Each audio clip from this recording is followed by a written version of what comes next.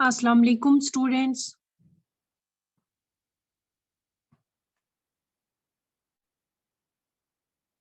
अस्सलाम वालेकुम। वालेकुम अस्सलाम। वालेकुम अस्सलाम ma'am. How are you all? Fine ma'am. Ma'am तो आपका सारा सिलेबस कंप्लीट हो गया है। इसी के साथ T1 सिलेबस आपका कंप्लीट हो गया है। इसमें cell structure and function, reaching the age of adolescence and force and pressure, ये 3 चैप्टर्स है। ये कल किसी ने मुझे बोला था कि ma'am reaching the age of adolescence में टिडबिट्स बोलिए। तो मैं आज टिडबिट्स बोलूंगी, जितना आज हो सके उतना। मंडे के दिन और बोलूंगी, मतलब नाटशल मैं बोलूंगी। किसने बोला था वो? शायद सुरैया, रोल नंबर 21 ने बोला था। बेटा आप ही ने बोला था ना सुरैया? Yes ma'am. बोला था ना आप ही ने?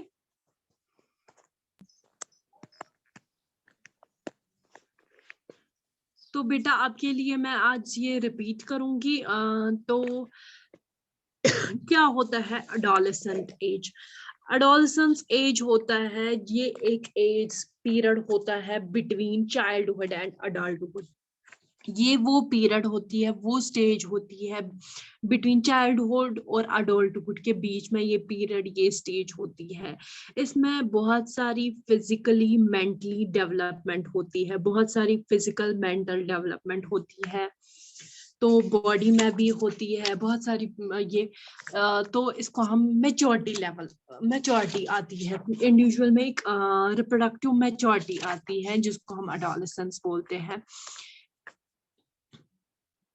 तो ये जब ये एडोलेसेंट स्टेज में आते हैं तो इनमें सेक्सुअल मैच्योरिटी भी आती है। जब सेक्सुअल मैच्योरिटी आती है उसको हम प्यूबर्टी बोलते हैं, जहाँ पे सेक्स ऑर्गन्स मैच्योर होने लगते हैं। सेक्स ऑर्गन्स मैच्योर होने लगते हैं। क्या होती है? जो फीमेल सेक्स ऑर्गन होता है ना, जिसको हम ओवम बोलते हैं, जो फीमेल सेक्स ऑर्गन होता है ना जिसको हम ओवम बोलते हैं, वो स्क्रीट करने लगते हैं, रिलीज करने लगते हैं एग्स। जब वो मैच्योर होने लगते हैं ना, तिम च पानी एग्स रिलीज करान। और ये जो प्यूबर्टी स्टेज होती है ना गर्ल्स में, स्टार्ट होती है 10 to 13 ईयर्स या समटाइम्स 12 to 14 ईयर्स। तो क्या होता है इसमें, क्या होते हैं, ये मैच्योर होने लगते हैं, रिलीज करने लगते हैं एग्स जिसको हम ओवम बोलते हैं। इनके सेक्स ऑर्गन्स मैच्योर होने लगते हैं। वैसे ही बॉयज भी रिलीज करते हैं स्पर्म। तो उनकी जो ये स्टेज होती है वो कब मैच्योर होते हैं? वो इससे थोड़ा लेट मैच्योर होते हैं। आया समझ? इनमें बहुत सारी चेंजेस आती है। इनमें फेशियल ग्रोथ होती ये सॉरी फेशियल ग्रोथ होती है, बॉयज में होने लगती है ग्रोथ, चेस्ट ग्रोथ होती है, under arms, under pits, all that उनमें ग्रोथ होनी है, वॉइस चेंज होती है। टेस्टी जो मेन सेक्स और ये रिप्रोडक्टिव ऑर्गन टेस्टी जिनको हम बोलते हैं, वो स्टार्ट करता है, रिलीज करता है स्पर्म। टेस्टीज एंड पेंस जो होता है ना, टेस्टीज एंड पेंस जो होता है ना, लार्ज होता है। Chest and shoulder of the boys broaden. Hips जो होते हैं ना गर्ल्स के, वो ब्रॉड होते हैं। Hair growth in armpits and pubic region. Pubic region में भी प्यूबिक हेयर्स डेवलप होने लगते हैं। आर्मपिट्स में ग्रोथ डेवलप होनी थे। रैपिड इंक्रीज, मतलब रैपिड इंक्रीज होने लगती है इस स्टेज में। एक हाइट इंक्रीज होने लगती है। पछन गसा empathy stage, adolescence puberty stage है ना खत्म गसा, फिर नहीं होती है हाइट इंक्रीज। पत ये रोजान है ना हाइट दौरान हाइट इंक्रीज गसा, तिजी फॉर एवर हाइट रोजान। गर्ल्स में ब्रेस्ट डेवलपमेंट होता है। ओवरीज रिलीज करते हैं एग्स जिसको हम ओवा भी बोलते हैं, ओवम भी बोलते हैं। मेंस्ट्रुएशनल मंथली पीरियड्स बिगिन होने लगते हैं गर्ल्स में। उनमें यूट्रस वेजिना एनलार्ज होने लगता है, ओवरीज एनलार्ज होने, हिप्स ब्रॉड होने लगते हैं। Hair armpits pubic hairs develop होने लगते हैं, हाइट में भी इनको भी इंक्रीज होता है। ये मैंने आपको बॉयज और गर्ल्स में बोला क्या चेंज आती है ड्यूरिंग प्यूबर्टी स्टेज, क्या क्या चेंज आती है। ये सारी चीजें, हेयर ग्रोथ होता है, फेशियल ग्रोथ होती है, फेस पे ग्रोथ होने लगी, हेयर ग्रोथ डेवलप होने लगती है। टेस्टीज और पेन्स एनलार्ज होने, टेस्टीज स्टार्ट रिलीजिंग स्पर्म्स करते हैं रिलीज, हाइट इंक्रीज होती है, चेस्ट हेयर डेवलप होता है बॉयज में, गर्ल्स में breast development, menstruation period start होने लगता है। ये सारी चीजें इस पीरियड में डेवलप होने लगती है। क्लियर। और क्या इंपॉर्टेंट पॉइंट होता है, एडम्स एप्पल डेवलप होने लगता है थ्रोट में उनको, सो थ्रोट वॉइस बॉक्सेस में सो नेबर ह्यू आसान बॉयजन मस, जिसको हम एडम्स एप्पल बोलते हैं, वो डेवलप होने लगता है।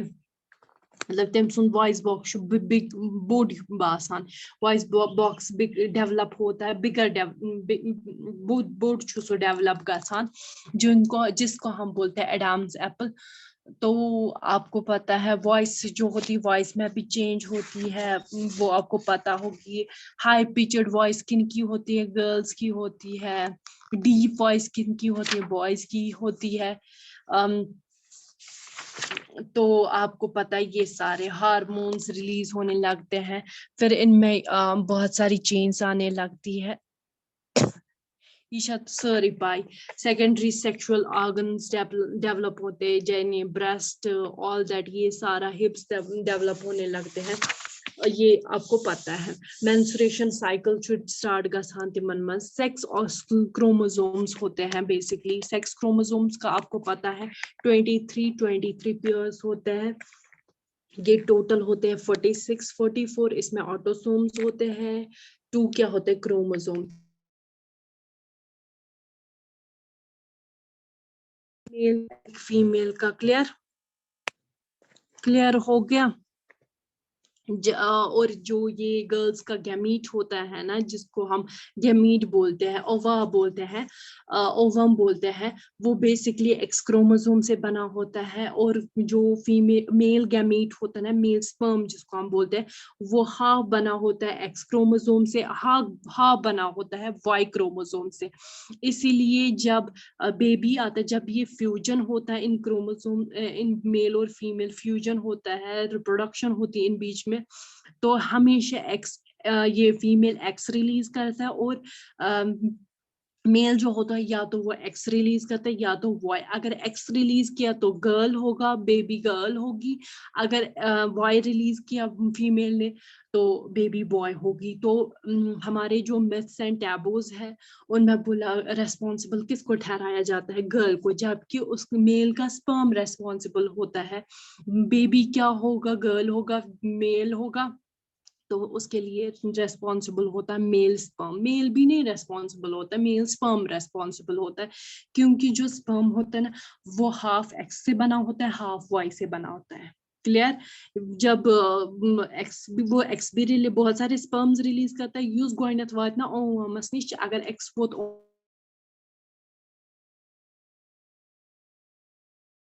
वो क्या बनाता है, बेबी गर्ल। अगर वाई तो बेबी बॉय। वो आपको पता है, वो मैंने ऑलरेडी बोला है। अब मैं इतना नटशल में बोल सकती हूँ, आया समझ। इससे हम सेक्स डिटर्मिनेशन करेंगे, sex of the baby determination, baby क्या होगा। क्लियर। क्या आपको पता है। मिथ्स बहुत सारे हैं, टैबूज। मिथ्स होता है फॉल्स बिलीफ, और सोसाइटी में जो चीज प्रोहिबिटेड की जाती है, जिन चीजों पे रोक लगाई जाती है, उसको हम टैबूज बोलते हैं। मिथ्स क्या क्या है, मैंने यही बोला। एक मिथ था कि गर्ल्स रेस्पॉन्सिबल होती है, अगर बेबी गर्ल होगी तो उसी को यूशुसोरी मिथ, जबकि इसके लिए responsible female sperm, mail sperm होता है। यीशु सॉरी फूलिशनेस। अब साइंटिस्ट ने बोला ये सब कुछ झूठ है, जबकि इसके लिए फीमेल स्पर्म रेस्पॉन्सिबल होता है।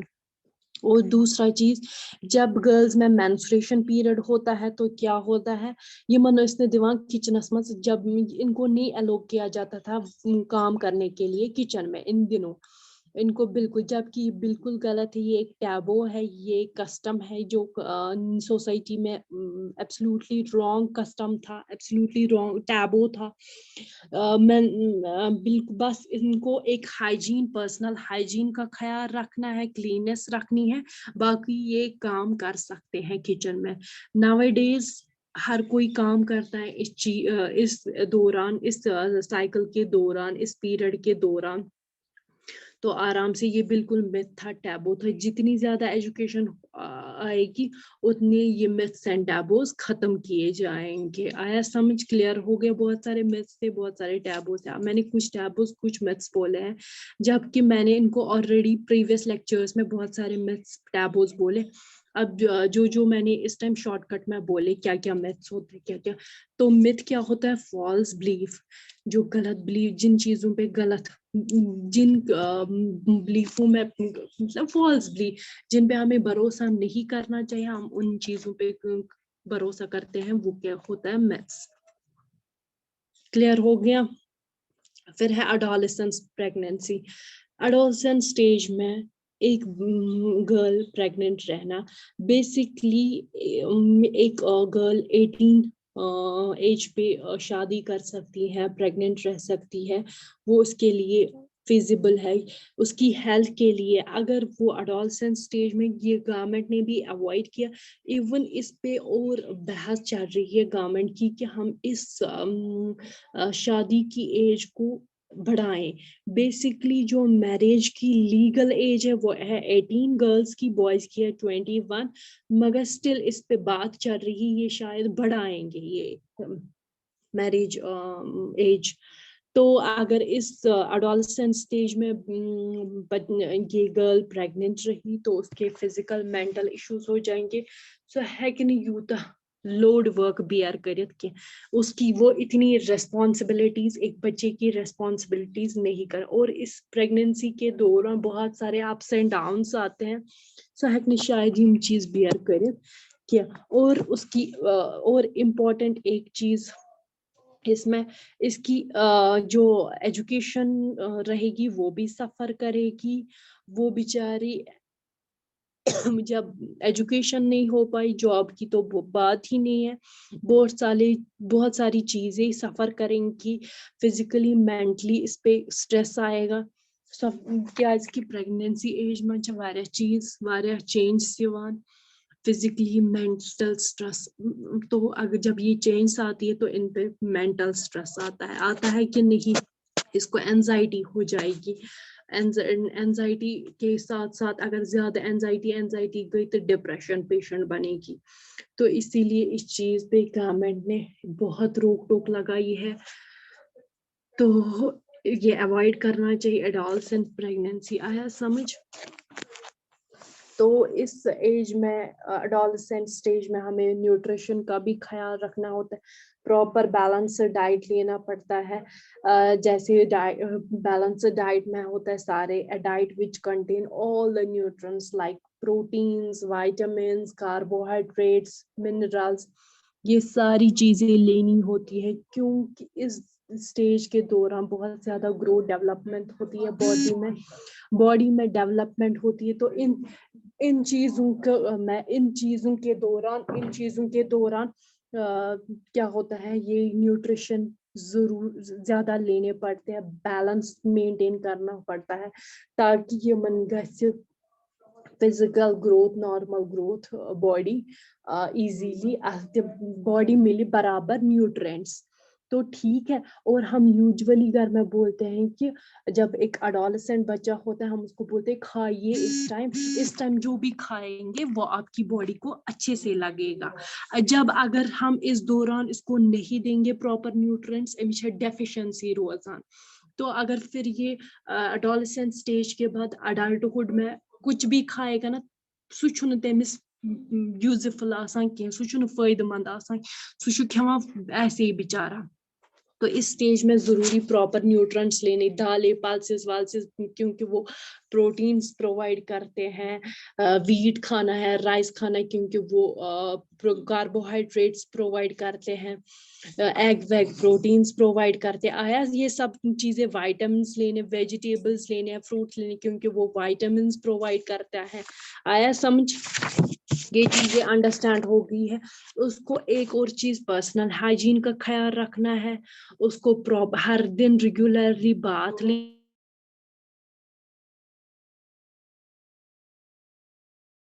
पड़ता है, और प्रॉपर हाइजीन पीरियड्स के दौरान, मेंस्ट्रुएशन साइकिल्स के दौरान इनको प्रॉपरली क्लीन रखना है अपने आप को।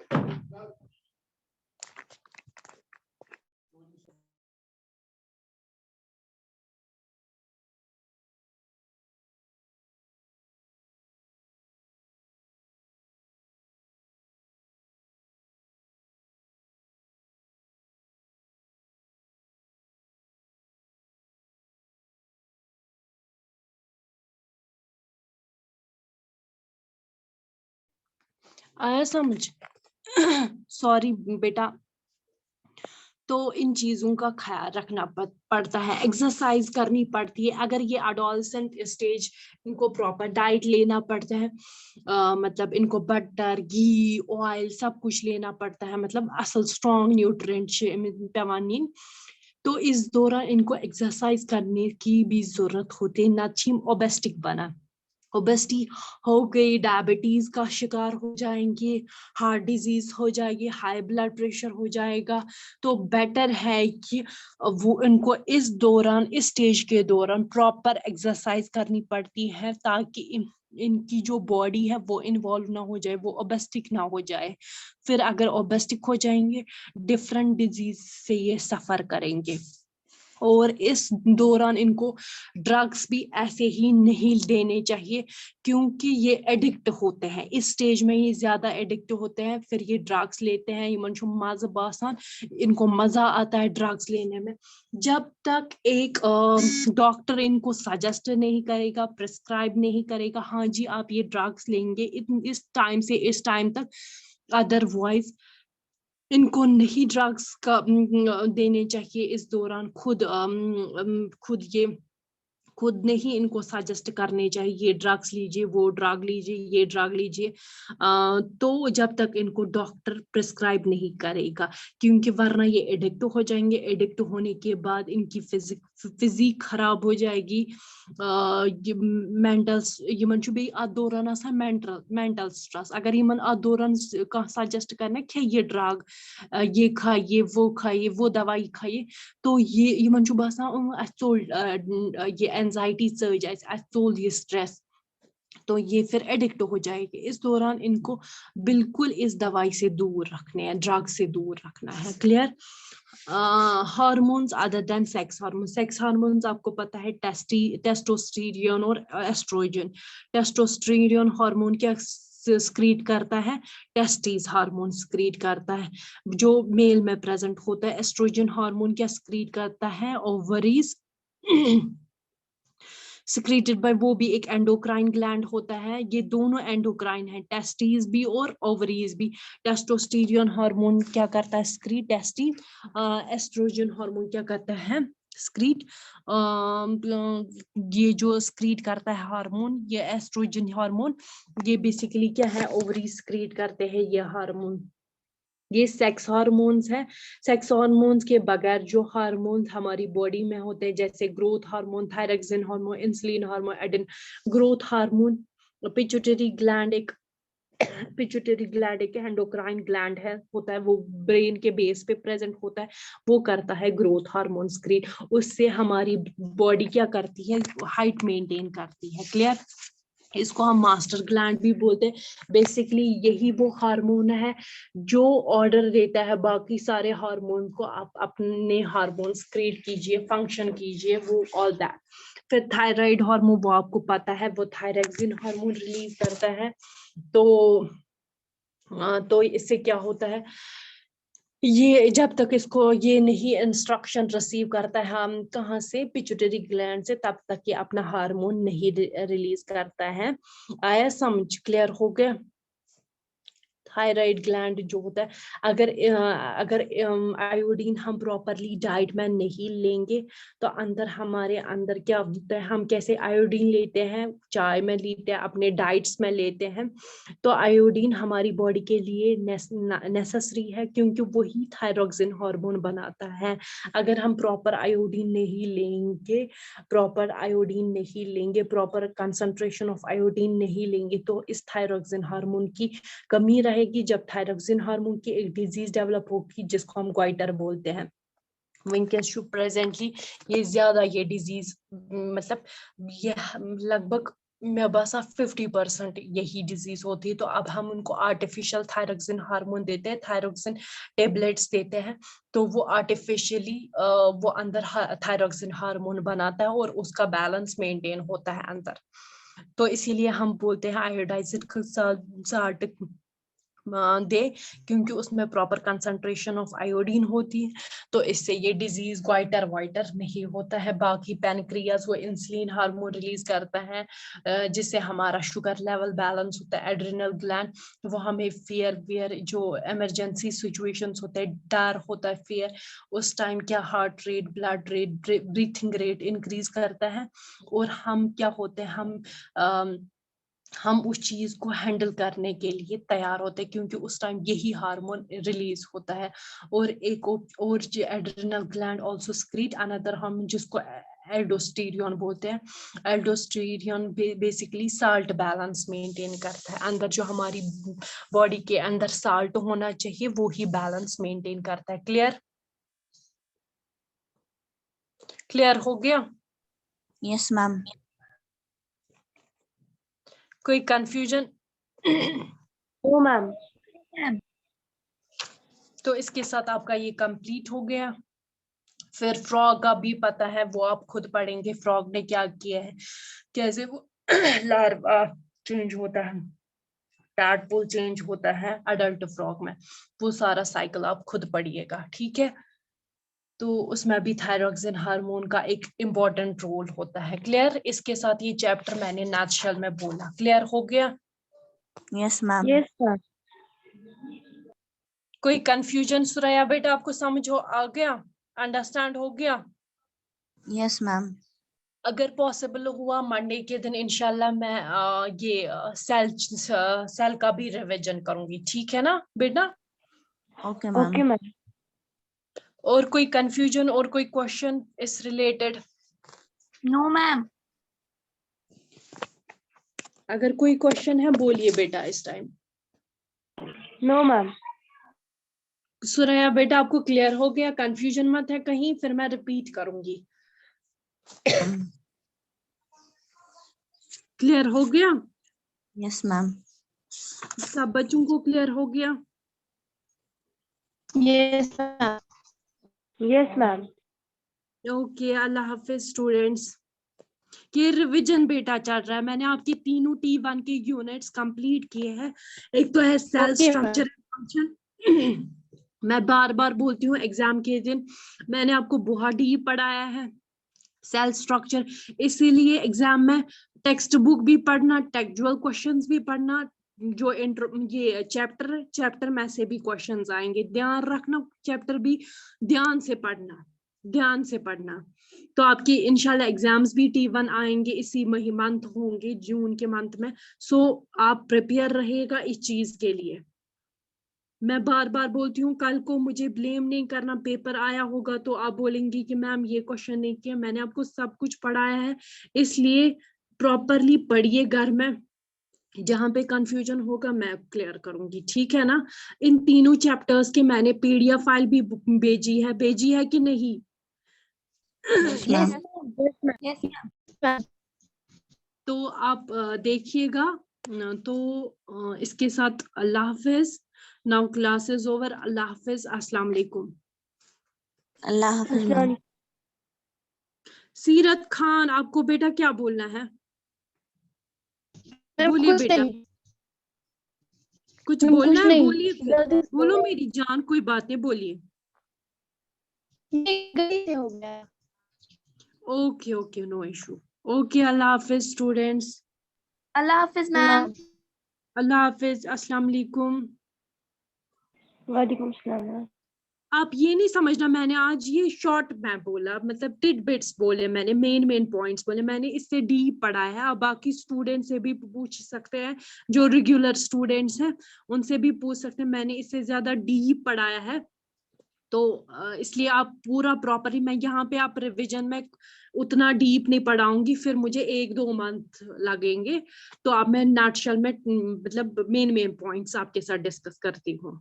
Okay yes ma'am. Okay ma'am. Okay, अल्लाह हाफिज, ओके मैम। अल्लाह हाफिज, अस्सलाम वालेकुम।